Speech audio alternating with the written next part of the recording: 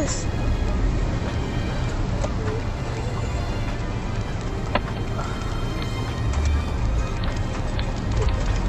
Sayang, I kena langgar daripada belakang.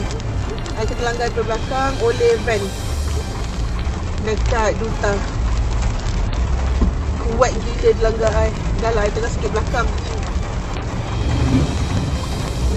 I tak tahu I tengah nak tunggu kat tepi dah hujan lebat gila ni.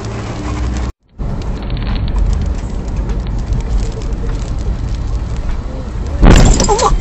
Ah!